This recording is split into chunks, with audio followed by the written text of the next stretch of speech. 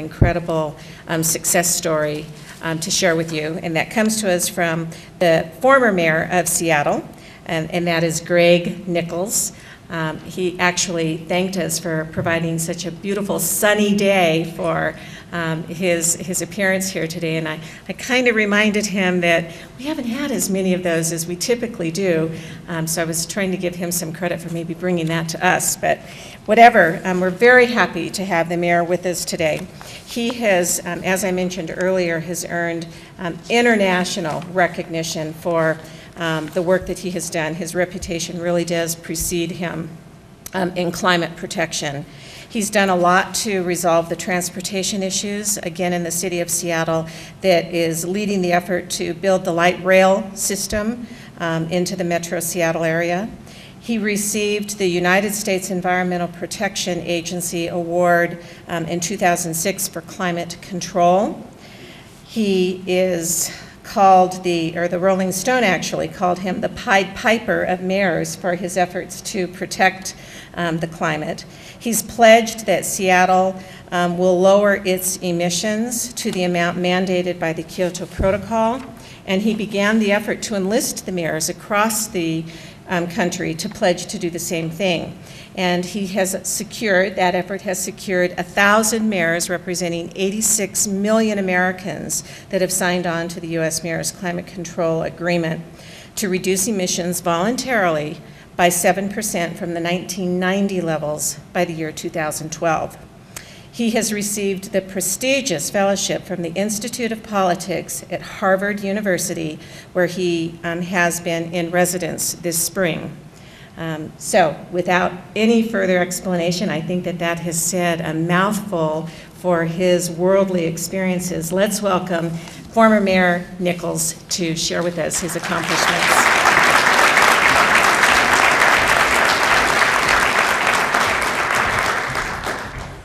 Well, thank you and good afternoon. It is a pleasure to join with you today. I saw one of the notices in your local newspaper that said that I was going to speak for an hour. So I want to congratulate you on your courage in coming into this room with the prospect of a politician speaking for an hour. And I want to promise you that I will not take you up on that offer of a full hour. I could do it, but it would be wrong.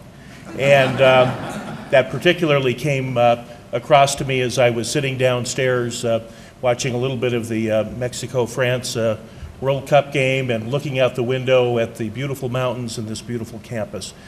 It is remarkable that you all have come together in this room today. You have a lot of choices how you would spend your time, including out there enjoying this beautiful weather, but instead you decided to come in here, and you did that for a reason, and we're going to talk a little bit about that.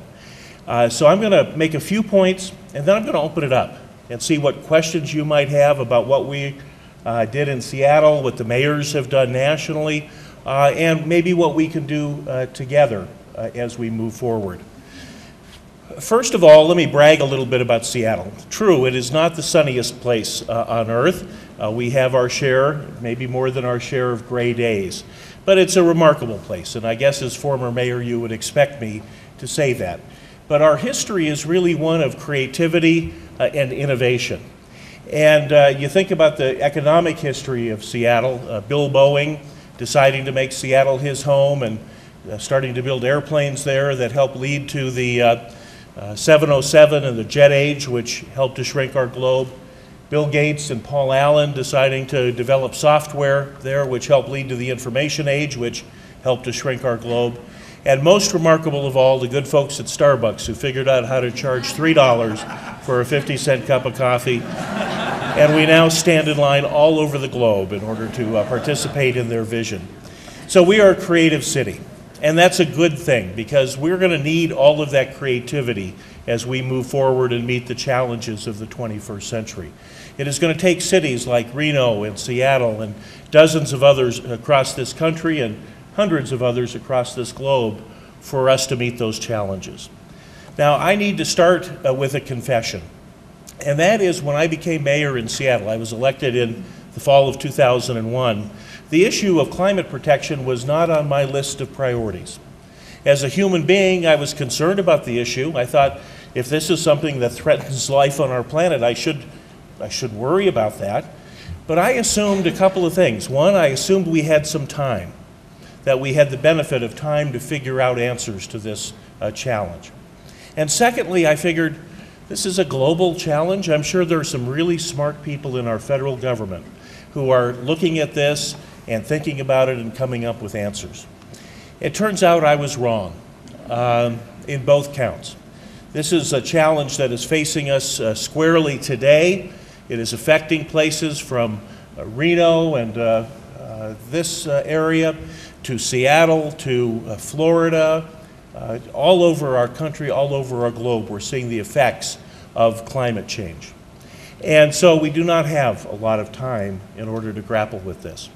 And secondly, obviously, the federal government was for many years absent without leave. And in some ways, they still are. So my aha moment was the winter of 2004-2005. In the Pacific Northwest, that was a very dry and a very warm winter. We had 60-degree days in January of that year, and that's unusual for us, very unusual. And the fact that it was dry was a challenge because it meant the ski season got canceled. There was no snow in the Cascade Mountains, and that was a tragedy for our skiers. But for me as mayor, it posed a bigger challenge because we capture that snow when it melts, and we use that for water for Seattle and about 1 million people who live around Seattle. We also take that water and we run it through turbines, and it gives us renewable green energy. So no water, no power, that's a challenge for a mayor. In fact, the mayor of Tacoma, Washington, and I got on the radio that winter. We urged people to shower together because we were short of water, and even in Seattle, that's considered a radical idea. So it became clear to me that climate change, that protecting our climate was not just a global challenge, but it was a local issue, one that affected the people who I had pledged to protect as mayor in my time in that office. And so we decided that we would capture that moment. And that winter happened to be the time when the Kyoto Protocol was becoming law in 141 countries, but not ours. So I took the opportunity to try and get the attention of the people of Seattle by pledging that Seattle would reduce its emissions by the amount called for in the Kyoto Treaty, as if the U.S. had signed it. That meant a reduction of 7% from 1990 levels by the year 2012. Now, I knew if it were only Seattle doing this, it would be purely symbolic. And that's fine, symbolism is important, but you can only get so far on symbolism. It's hard to get people to change their habits, to change their behavior for purely symbolic reasons. And so I challenged mayors across the country to join with me. I asked them to make the same pledge that I had made to lower their emissions. And I had hoped that we'd get 141 mayors, one for every country that had signed on to the treaty. And I was not encouraged immediately when I ran into my friend, the mayor of Milwaukee, Wisconsin, Tom Barrett. And Tom looked me in the eye and said, Greg, I will never sign that agreement. And I'll tell you why. He said that the biggest employer in Milwaukee, Wisconsin was a company called Briggs & Stratton. They make internal combustion engines, and they already had enough people out of work in Milwaukee. Well, 6 months later, Tom Barrett signed the U.S. Mayor's Climate Protection Agreement. And the reason he signed it was he had figured out that there were economic opportunities in this effort, as well as the challenge of global climate change. That there was the ability for us to change our economy into one that created jobs of the 21st century, new energy jobs, conservation jobs, and good paying family wage jobs. So he signed on, and in fact, over 1,000 mayors, 1,030 mayors have signed on, and they do represent 87 million Americans, few more than the country of Germany. So it is no longer a symbolic effort, and that's very important. We also now have a federal government that at least is making some noise that they believe that this is a problem, that they believe it's human caused, and they believe we actually have some moral responsibility to try and fix it for future generations. So that's a hopeful cause. But I will say to you that it will continue to be the cities of this country and around the globe that will lead the effort. It will be those cities where we will have the innovation and the creativity to move our conservation efforts forward, to move forward with technology, and to create these jobs. And there are a couple of reasons for that. One is that in the United States, the top 100 cities, the top 100 metropolitan areas, represent 75% of the gross national product. And because we are the engines of the economy, that's where the fossil fuel is burned. And that's what leads to global climate change. So it's going to be in those cities that we're going to have to make changes. We also know that people in cities have a smaller carbon footprint than people who live on the outskirts of our cities. And that's important. We need to build cities and metropolitan areas that are more compact and much more efficient so that we can meet this global challenge. Now, we started in Seattle by leading through example. I think that's an important thing, to show that you can do it before you ask others to do it.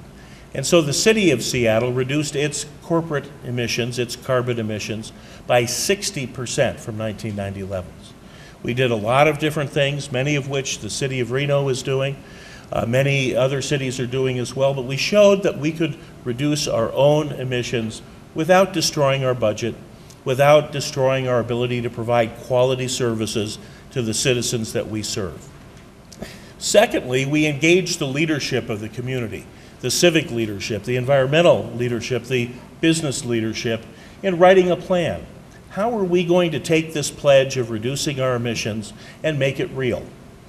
And that committee, my Green Ribbon Committee, came up with a plan for how we would reduce our emissions by 680,000 metric tons, which for us is 7% from 1990 levels.